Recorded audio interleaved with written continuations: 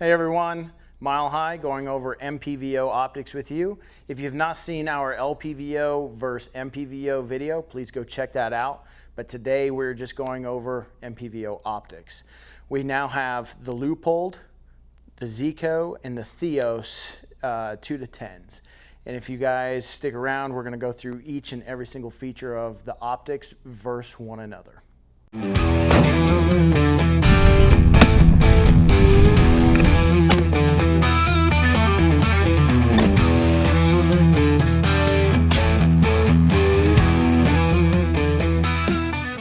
First, we're going to go over the zero compromise optic 2-10. Starting at the back, we have a locking diopter ring, which is a fantastic option as we all run scope caps on our optics to protect the lenses. But what you'll find is when you try to move that lens cap, your diopter wants to move. So with the lock ring, now our diopter is not going to move and change that setting for our eye, get less eye fatigue. Next is the power throw lever or on the ring. The ZCO actually is machined directly in, but it is one of the smaller power throw levers out of the three optics. You can purchase another power throw lever that is much larger and easier to use, but the way that it comes is actually the smallest out of all of them. Next, we have the turrets. We have locking, elevation, and windage, and it'll lock basically in any location that you want, which if you want to dial on wind or you dial your elevation for a hunting scenario and lock it in place, fantastic feature. The turrets, I have to say, are probably the best of all three. They're the most tactile and best feeling clicks out of all three optics. The parallax is basically 8 meters to infinity and very smooth knob, and the illumination is on basically the side of parallax, and it is a rheostat, so it's not a direct setting as far as you have a 6 or 7 or an 8. It is basically you dial it to the liking of basically the scenario that you're in. It is a fantastic feature as well, and it runs off of a 2032. Notable, it is red and green. You just have to choose the color that you would like. The scope has a 36 millimeter tube, which is the largest of all three optics here, and does have a 30 millimeter objective lens. Next, we have the Element Theos 2-10, which is going to be the little brother to the 6-36. Starting off, we have the fast focus diopter with adjustable lines, so if anything moves, you can set it back. Next, you have the power throw lever, which is removable. And I do have to say this scope had probably the least amount of resistance in the magnification range, so it was very easy to change your magnification. We have a 34 millimeter tube, and going back to the 6-36, it has a lot of the same features in the turrets, such as capped windage, rev indicator, and your toolless turret systems. We also have a digital illumination, just like its big brother. Basically, you just tap that button on the parallax side until you get the brightness that you want through that reticle. And to finish this scope off is the 42 millimeter lens, which gave a lot of light transmission through that optic, especially in the low light scenarios, such as a hunting scenario. I found that we were getting more light through that optic towards the end of the day and shooting, and it was just, I think, superior to the other two in a low light scenario.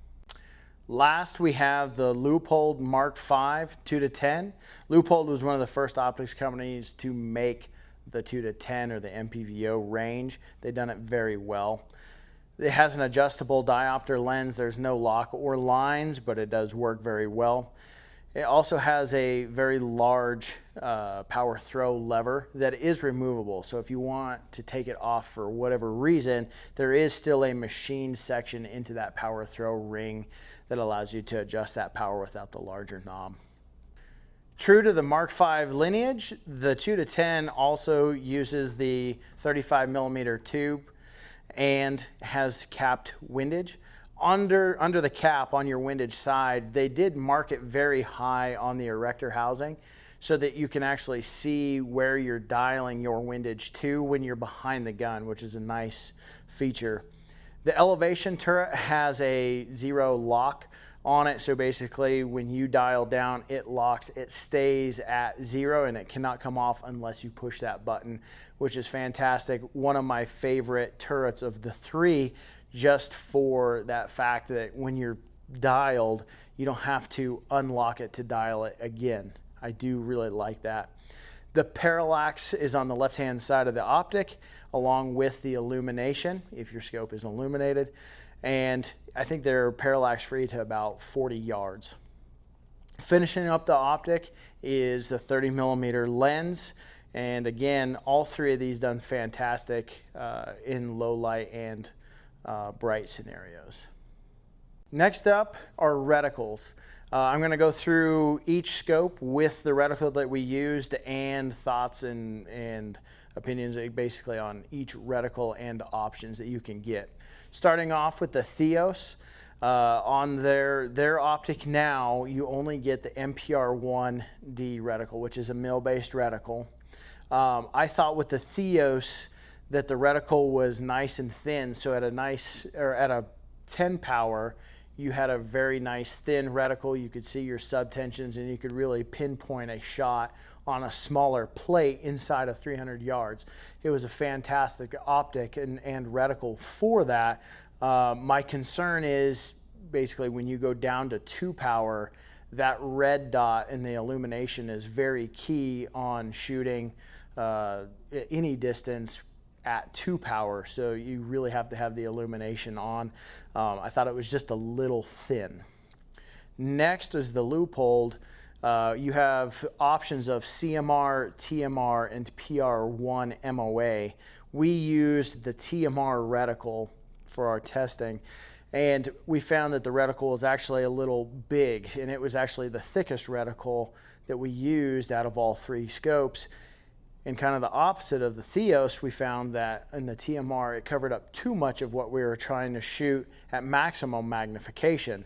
At a low mag, it was fantastic, especially with the illumination on. You could really pinpoint that shot and see that reticle really well, illumination on or off. Kind of the difference between those two is the thinnest, then the biggest. The ZCO last, we have the HTR, the DMR, and the Predator reticles. We used the DMR in the videos. You'll see that reticle is fairly large at maximum magnification, but it's not too big where you can't see and place that shot where you want it. But also at a minimum magnification, it was large enough, and the reticle design allowed you to basically put that reticle where you wanted it as like a red dot function. My favorite was the DMR out of all 3 reticles, from basically a 2 to 10 magnification range. At maximum magnification, the Theos was my favorite. In our testing, a few of the things that we went over were field of view, eye box, resolution, color quality, and brightness. Brightness, we done kind of 2 settings. One was midday, where we have sun straight up above us, and then we done a low light test as well.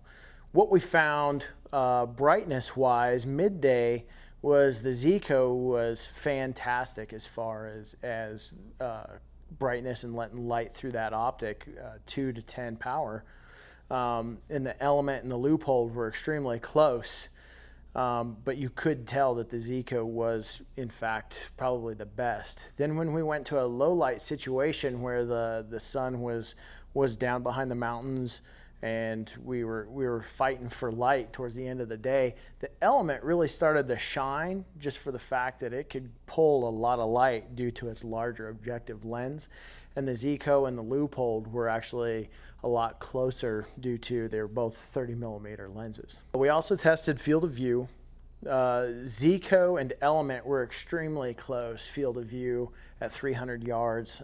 You could obviously tell a difference that they were very close, neck and neck, and then Leupold was just not quite as good. Eye box, ZCO and Leupold were very close, and it's really hard to tell. And I know ZCO and Leupold both strive very much for a very generous eye box due to shooting conditions, and that showed in our testing. The Element was third in that category. Not that it was bad, it's just those two really shined in the iBox category. Resolution, ZCO was fantastic. In the videos you can see on the chart, our resolution chart, and there's letters and multiple things to look at, and you'll see the ZCO done a very good job. Leupold, I thought, done a very good job as well. It was second, and then the Element. Last would be color quality. I feel that the ZCO done a very good job on color quality, and you'll see it in the video as well, that when you start looking at the yellows and where those colors start to meet up, can you see the white lines between it, or does that color really look like it's blurred together? And you start to see in those colors where the ZCO, you can tell the difference in the shade. So we had ZCO, and then Leupold, and then the Element. Using all these 2 to 10s or the MPVOs, we found that there was a clear winner amongst the three, and that was the ZCO. That ZCO is going to run anywhere between $3,800 and $4,100 or $4,200 depending on options, and you still need to buy a 36mm scope mount for it. If you want the best, the ZCO just kind of hands down has really good reticle design, optical features, and there were very few things that we didn't like about it. If you want the best, the ZCO is there. Now with the Theos and the Leupold, these were no slouch, and I know I say the ZCO was a clear winner. These two were very good, and it was very hard to grade even compared to the ZCO. It's just the more you used them, I found that the ZCO was always kind of inching towards being the best. The Theos and the Leupold both, they scored very high in a lot of things in the testing that we done, and I think through the video you'll see it's extremely hard to tell the difference between the two. Generally using, I got to use all three of these in a hunting scenario, day and night. I enjoyed using all of them. The Leupold was fantastic, calling coyotes during the day. We had coyotes come in, and it was very easy to see and use. You had a field of view that was awesome, and in a hunting scenario, you don't always get to be perfectly behind the gun, and in a situation where everything is not perfect, so that iBox really played key into that. The Theos, I really liked the thin reticle, and I could pinpoint my shots.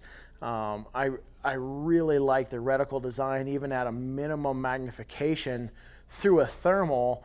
Hunting coyotes at night, what we seen was that reticle has a very vertical line, 1 mil on each side, and it was very easy to basically center that up on what we were hunting.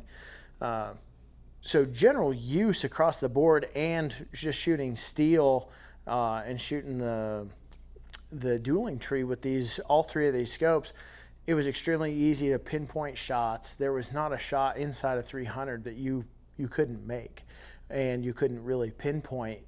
All fantastic optics. And if you guys want to talk to us about them, please give Mile High a call or shoot us an email.